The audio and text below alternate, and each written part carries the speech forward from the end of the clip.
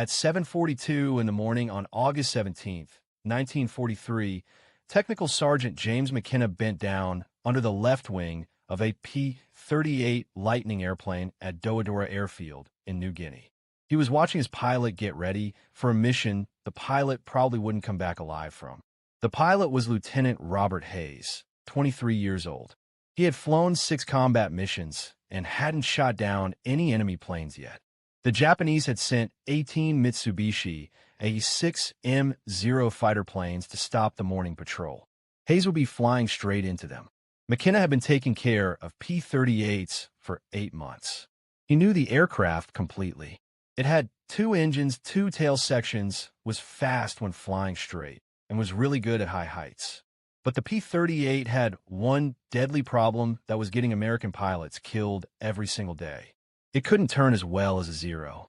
The Zero was lighter and could move easier. It could make a full flat turn in half the time a P-38 needed. In a dogfight, that difference meant death. American rules said P-38 pilots should never try to turn with a Zero. Never try to outmove them. Use speed. Use height. Dive down. Shoot. Climb back up. Hit and run. Don't get caught in a turning fight. Hayes had tried following those rules 5 times. It hadn't worked. The Zeros were too smart. They tricked American pilots into turning, cut inside their turns, got behind them, and shot them down. The 5th Air Force had lost 37 P-38s in the past 6 weeks. Most were shot down after getting caught in turning fights they couldn't escape from. McKenna had watched too many pilots die. Good men, kids, really. They climbed into their P-38s feeling confident and came back in boxes or didn't come back at all. The training book said the problem was pilot mistakes. The teachers said these pilots weren't following the rules. But McKenna knew better. The problem wasn't the pilots. It was the control cables. The P-38's aileron control cables ran through the 2 tail sections to the back, then forward through pulleys to the wing control parts. The cable system had looseness in it. Not much, maybe 3/8 of an inch when moved all the way. But that tiny bit of looseness created a delay between moving the control stick and the wing flaps responding. At high speeds, it didn't matter. At low speeds during hard turns, that fraction of a second delay was the difference between rolling inside a Zero's turn and getting shot down. McKenna had told the engineering officer about this 2 months ago. The officer said the cable tightness was within the rules. Factory standards allowed for that looseness. Changing it would cancel the aircraft warranty. Besides, no field mechanic had permission to change flight control systems. That required engineering approval from Lockheed, and Lockheed was 7,000 miles away in California. So, McKenna did something that broke every rule in the Army Air Force Maintenance Handbook. He took a piece of piano wire from a damaged aircraft, cut it to 6 inches, bent it into a Z shape, and put it in as a tightener on Lieutenant Hayes' left aileron control cable. The change took 8 minutes. It added less than half a pound of tightness to the cable. It got rid of the looseness completely. Nobody noticed. The inspection crew didn't check cable tightness that morning. They were focused on engine oil levels and ammunition loads. McKenna said nothing. He watched Hayes drive his plane to the runway, watched him take off, watched the P-38 disappear into the morning sky toward the Japanese fighters. What happened in the next 17 minutes would change how every P-38 in the Pacific area flew. The first pilot McKenna lost to a Zero was Lieutenant David Chun. July 9th, 1943. Chun had been in the area for 3 weeks. McKenna had worked on his aircraft every morning. They talked about California. Chun was from Sacramento. McKenna was from Long Beach. They had both worked on cars before the war. Chun took off at 6:15 in the morning on a fighter patrol overlay. He came back 2 hours later with 3 bullet holes in his left tail section and a story about a Zero that had gotten inside his turn. Chun said he tried to roll out and dive away like the manual said, but the airplane felt slow to respond, like there was a delay between when he moved the stick and when the aircraft actually rolled. The Zero almost got him. The only thing that saved him was his wingman shooting the Zero off his tail. McKenna looked at the bullet holes. They were in a tight group. Perfect aiming. The Zero pilot had aimed at Chun perfectly, had guessed exactly where Chun's airplane would be. That shouldn't have been possible if Chun had rolled hard and dove right away. Unless the airplane had delayed just long enough for the Zero to aim correctly. Chun didn't fly again. His aircraft went back to the repair place. McKenna never saw him again. 3 weeks later, he heard Chun had been killed flying a different P-38 over Rabaul. Same story. Caught in a turning fight. Couldn't roll out fast enough. The second pilot was Captain William Morrison. Morrison was a flight leader, experienced, with 11 kills. He knew the P-38 completely. Knew what it couldn't do. Flew smart. On August 3rd, Morrison's flight stopped 8 Zeros at 12,000 feet over Oro Bay. Morrison got 1 Zero on the first pass. Came around for another run. 2 Zeros turned back on him. McKenna heard the radio talk afterward. Morrison tried to roll upside down and dive away in an S shape. Called out that his controls felt mushy. The Zeros stayed with him through the move and shot him down at 4,000 feet. Morrison's wingman said it looked like Morrison's airplane wasn't responding fast enough, like he was fighting the controls. Morrison died in the crash. Morrison's crew chief was a friend of McKenna's, a guy named Rodriguez from Texas. Rodriguez was sure there was something wrong with Morrison's aircraft. He checked everything after they got the wreckage back. Engine settings, control surface setup, cable tightness. Everything was within the rules. Nothing wrong with the airplane. The official report said pilot mistake. Rodriguez didn't believe it. Neither did McKenna.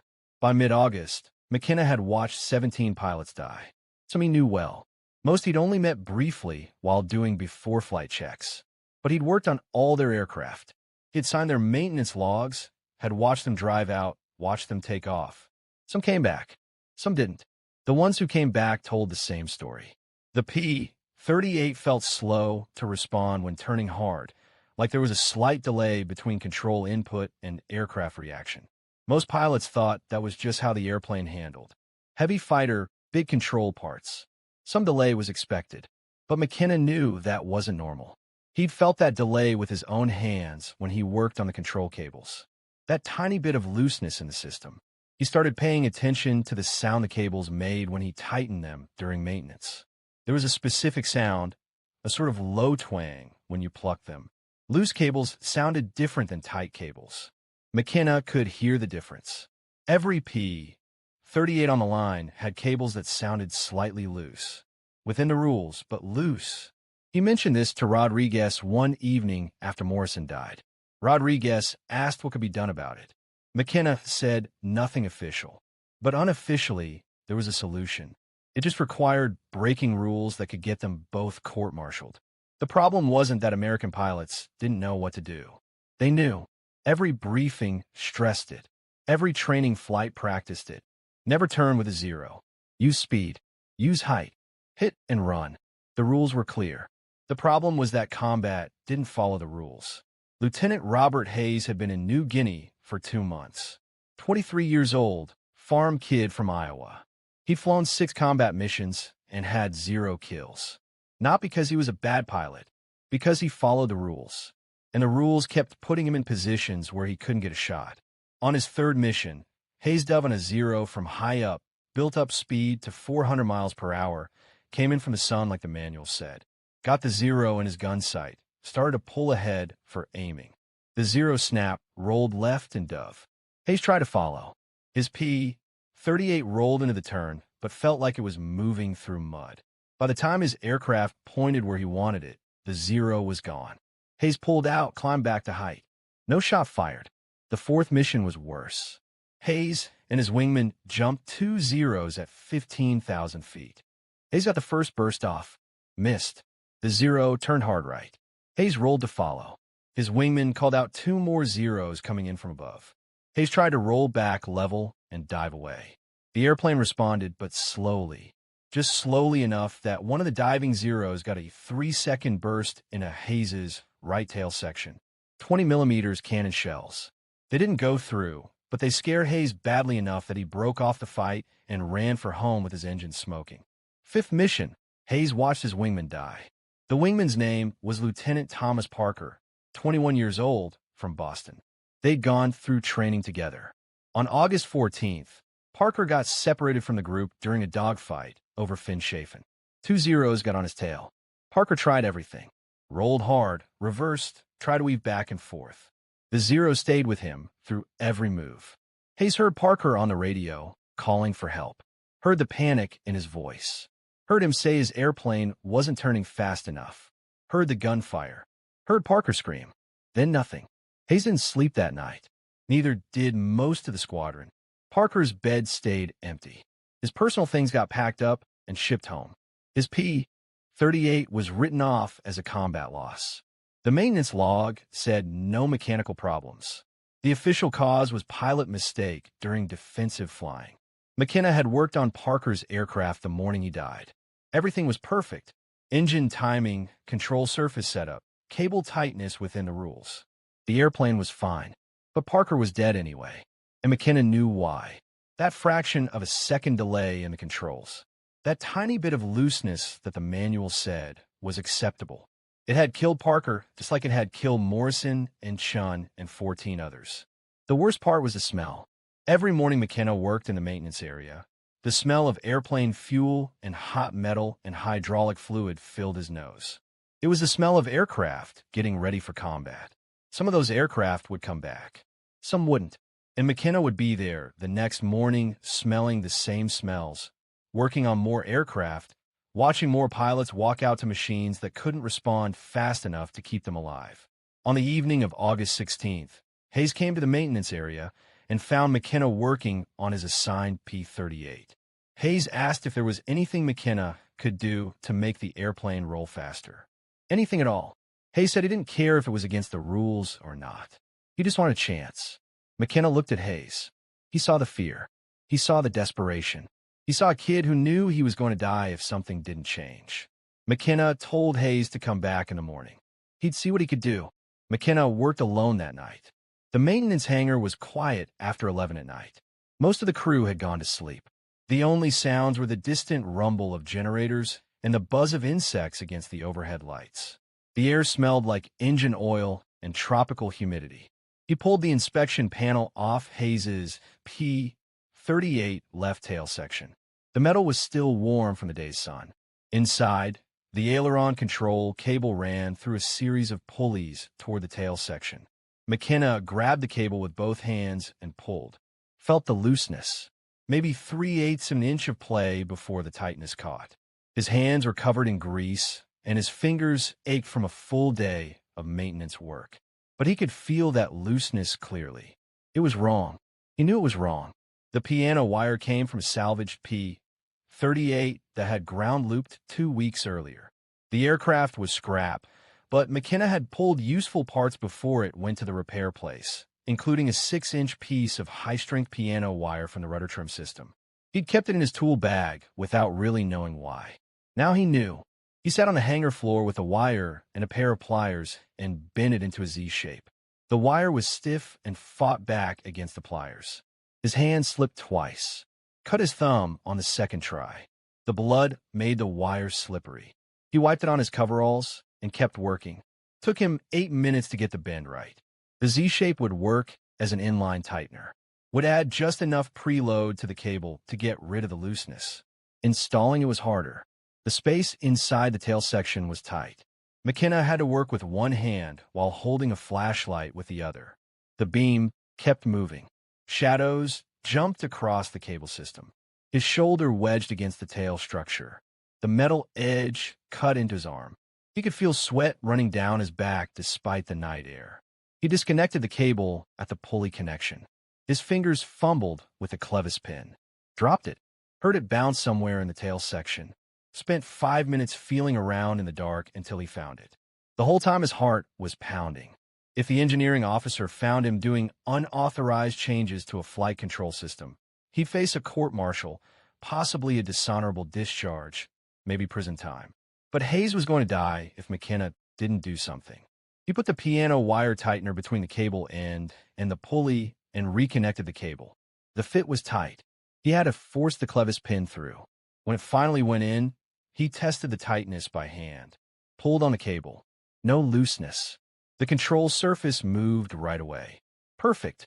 McKenna replaced the inspection panel, cleaned up his tools, wiped the blood off the wire in his hands, and walked out of the hangar at 1:15 in the morning. The tropical night was humid and still. Somewhere in the distance, he heard aircraft engines. Japanese night raiders? Probably. The sound made his stomach clench. He just changed a flight control system without permission, using non-standard part, broke at least a dozen rules. If the change failed during flight, Hayes would crash and McKenna would be responsible. But if it worked, Hayes might live. McKenna went to his bunk, didn't sleep, watched the ceiling until dawn. At 6:30, he walked to the flight line and watched the crew fuel and arm Hayes' aircraft. Watched Hayes walk out for his before-flight briefing. Watched him climb into the cockpit. At 7:42, Hayes took off. McKenna stood on the flight line and watched the P-38 climb into the morning sky. Watched it join formation with 16 other aircraft. Watched them head northwest toward Japanese airspace. And then all he could do was wait. The fight started at 8:14. Hayes' flight of 4 P-38s stopped 9 zeros at 13,000 feet over the Huon Gulf. The morning sun was behind them. Perfect setup for a diving attack. Hayes was fly number 3 position. His element leader called out the attack. They rolled in. Hayes picked a zero at the back of the group.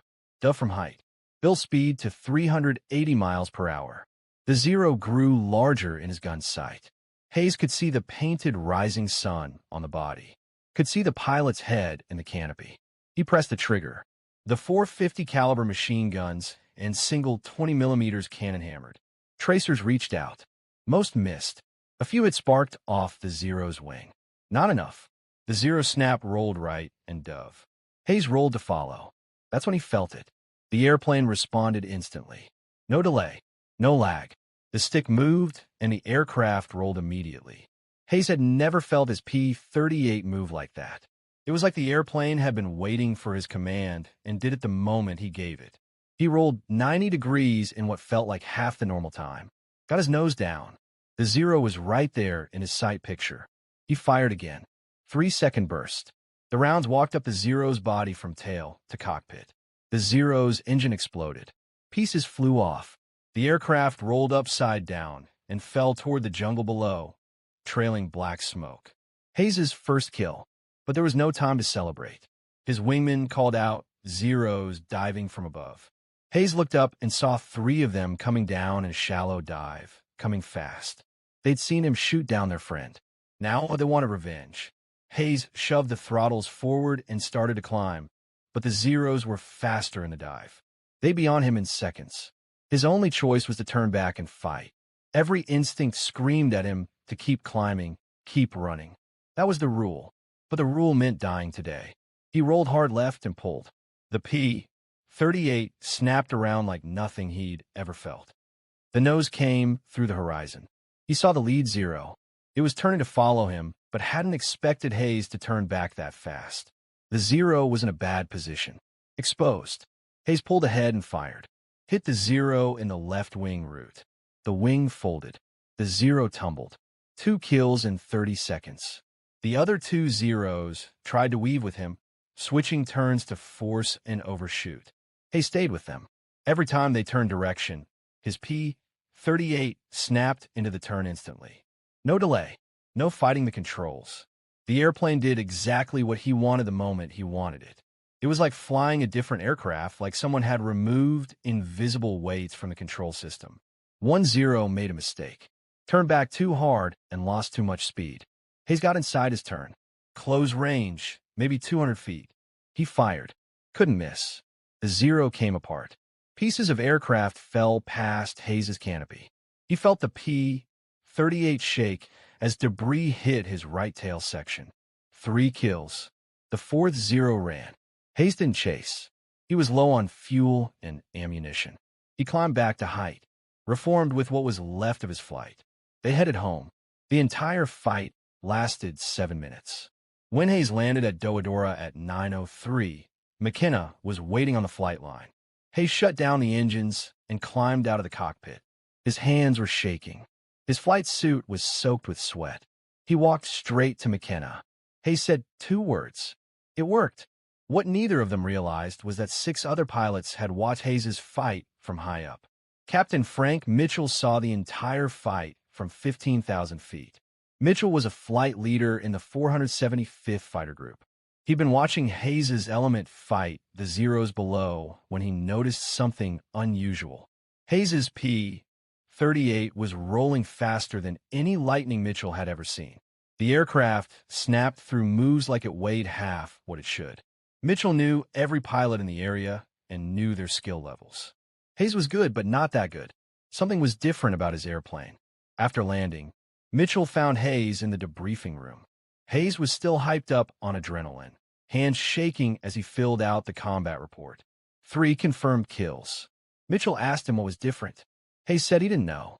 His airplane just responded better today. Faster. Mitchell asked if maintenance had done anything to the aircraft. Hayes said he should talk to Technical Sergeant McKenna. Mitchell found McKenna in the maintenance area 2 hours later. McKenna was working on a different P-38. His hands were black with grease. His coveralls were stained with hydraulic fluid. Mitchell asked him directly, "What did you do to Hayes's airplane?" McKenna looked at him for a long moment, then told him, "The piano wire tightener, the cable change, the unauthorized change to the flight control system." Mitchell listened without interrupting. When McKenna finished, Mitchell asked if he could do the same change to Mitchell's aircraft. McKenna said yes, but Mitchell had to understand the risks. The change wasn't approved, wasn't tested. If something went wrong, both of them would face charges. Mitchell said he didn't care.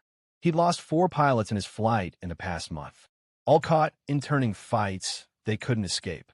If there was something that could help them survive, he wanted it. Rules could wait. That evening, McKenna changed Mitchell's P-38. Same piano wire tightener. Same installation method. Mitchell flew it the next morning and came back raving about the improvement. The airplane rolled like a fighter instead of a truck, he told his wingman. The wingman told McKenna he wanted the change too. By August 20th, McKenna had changed 9 aircraft. Word spread through the squadron. Pilots started asking their crew chiefs if they'd heard about the cable change. Some crew chiefs refused and said it was against the rules. Others were willing to try. McKenna showed them how. Cut the piano wire, bend it into a Z shape, install it as an inline tightener. Takes 8 minutes. Changes everything. The changes spread from pilot to pilot and mechanic to mechanic. No official papers. No engineering approval. Just whispered conversations in the ready room and maintenance area. Hayes shot down 2 more Zeros on August 22nd using the change controls. Mitchell got 3 on August 25th. Other pilots started coming back from missions with kills. The numbers were impossible to ignore. Lieutenant James Watkins was a crew chief with the 49th Fighter Group stationed at Gussap. He heard about the change from a pilot who transferred from Dobodura. Watkins was doubtful, but he tried it on 1 aircraft. The pilot came back from the next mission with his first kill after 8 weeks of combat. Watkins changed 4 more aircraft. Other crew chiefs in the 49th started doing it too. By early September, maybe 40 P-38s in New Guinea had the change. The engineering officer at Dobodura noticed something was different, but couldn't figure out what. Control cable tightness checked out during inspections because the crew chiefs removed the tighteners before inspections and put them back in afterward. The pilots knew. The mechanics knew. Nobody told the officers. The kill ratio started shifting. In July, American pilots in the Southwest Pacific lost 2 P-38s for every Zero destroyed. In August, it was 1.3 to 1. By September, it was nearly even. Something had changed, but officially nobody knew what. Then the Japanese noticed. Japanese fighter pilots first reported the change in late August. Flight reports from the 11th Air Fleet mentioned that American P-38s were moving more aggressively, rolling faster into turns, changing direction more quickly. The report said that tactics, which had worked reliably for months, were suddenly failing. Lieutenant Commander Saburo Sakai was one of Japan's top aces. 64 confirmed kills. He'd been fighting American pilots since Pearl Harbor. On September 3rd, 1943, Sakai fought a P-38 over Wewak. He used his standard tactic, drew the American into a turning fight, waited for the P-38 to begin its roll, then snapped his turn back the opposite direction to get inside the American's turning radius. Except the P-38 turned back with him. Sakai had done this move dozens of times. He knew exactly how long it took a P-38 to roll, knew the timing perfectly. But this P-38 rolled faster than it should have. Sakai barely avoided a head-on crash. The American got guns on him. Sakai had to dive away. He returned to base confused and frustrated. Other experienced Japanese pilots reported similar encounters. The Americans weren't flying differently. They were still using the same tactics. But their aircraft were responding faster. Just a little bit, but enough to matter. Enough to mess up the timing that Japanese pilots had learned to exploit. Japanese intelligence tried to figure out what had changed. They looked at wreckage from downed P-38s and found no obvious changes. The aircraft looked identical to the ones they'd been fighting for months. The engines were the same. The weapons were the same. Nothing visible had changed. What the Japanese didn't know was that the change was hidden inside the tail section. A 6-inch piece of piano wire that looked like original equipment. Even if they'd found it, they might not have understood its purpose. It wasn't a new weapon system. It wasn't a new engine. Just a minor change to control cable tightness.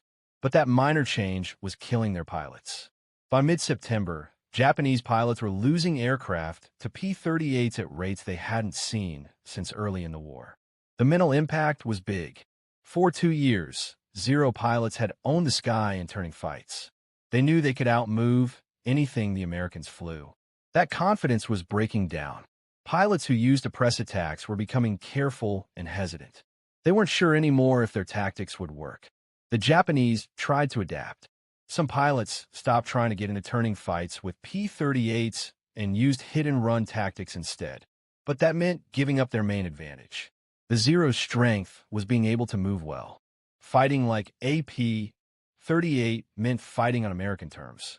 And the P-38 was faster, more heavily armed, and could take more damage. Other pilots tried to make up for it by being more aggressive, closing to shorter range before firing, taking more risks.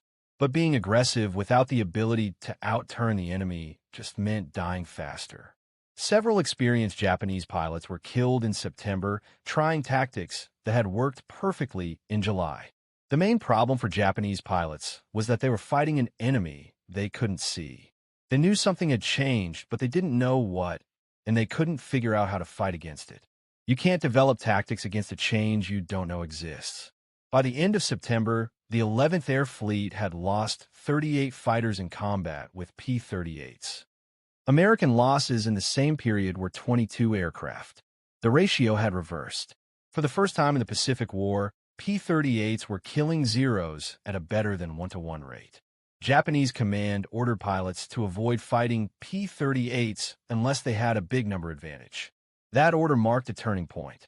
The Zero had gone from hunter to hunted, and it all came down to a piece of piano wire that nobody was supposed to install. The change never became official during the war.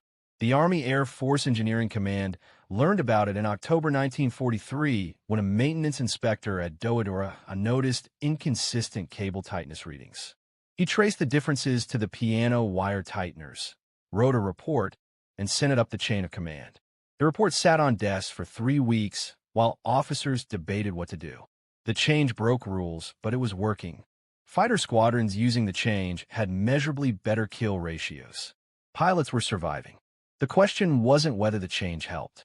The question was whether to punish the mechanics who'd installed it without permission or quietly approve it after the fact.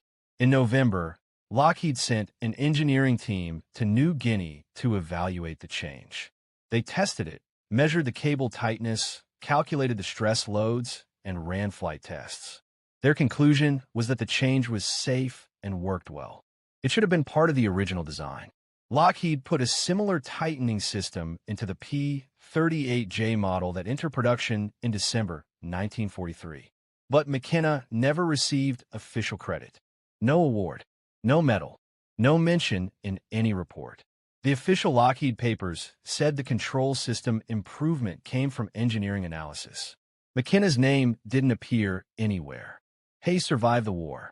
He flew 63 combat missions, shot down 11 Japanese aircraft, and returned to Iowa in 1945.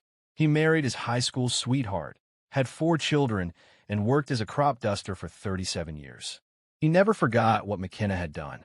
Every year on August 17th, Hayes called McKenna to thank him for saving his life. Mitchell also survived. He became a squadron commander and led his unit through the Philippines campaign. He shot down 16 aircraft. After the war, he stayed in the Air Force and retired as a colonel in 1963. He told the story of McKenna's change to every young maintenance officer he supervised and made sure they understood that sometimes the best solutions come from enlisted mechanics who see problems the engineers miss. McKenna stayed in the Army Air Force until 1946, returned to California, and went back to working on cars. He opened his own garage in Long Beach in 1948. He worked on engines for 42 years. Never talked much about the war. When people asked, he'd say he was a mechanic. Fixed airplanes. That's all. In 1991, a military historian researching P-38 changes found references to the piano wire tightener in maintenance logs from New Guinea. The historian tracked down McKenna through veteran registries. McKenna was 73 years old by then, still working part-time in his garage. The historian asked him about the change. McKenna confirmed the story and said it wasn't anything special, just something that needed doing. The historian estimated that the change may have saved between 80 and 100 American pilots' lives based on survival rate improvements in squadrons that used it. McKenna said he never counted. He just remembered the pilots who came back. Hayes, Mitchell, Watkins, and the others. That was enough. James McKenna died in 2006 at age 88. He was buried in Pacific View Memorial Park in California. His obituary mentioned his service in World War II as an aircraft mechanic. It did not mention the piano wire tightener. Did not mention that he'd changed how American fighters flew. Did not mention that he'd broken rules to save lives. His garage in Long Beach is still there. Different owner now. But on the wall in the back office, there's a faded photograph. A young mechanic in coveralls standing next to a P-38 Lightning. The date written on the back is August 1943, New Guinea. That's how innovation actually happens in war. Not through official channels or engineering committees. Through sergeants and mechanics who see problems, find solutions, and don't wait for permission to save lives. If you found this story as compelling as we did, please take a moment to like this video. It helps us share more forgotten stories from the Second World War. Subscribe to stay connected with these untold histories. Each one matters. Each one deserves to be remembered. And we'd love to hear from you. Leave a comment below telling us where you're watching from. Our community spans from Texas to Tasmania. From veterans to history enthusiasts, you're part of something special here. Thank you for watching, and thank you for keeping these stories alive.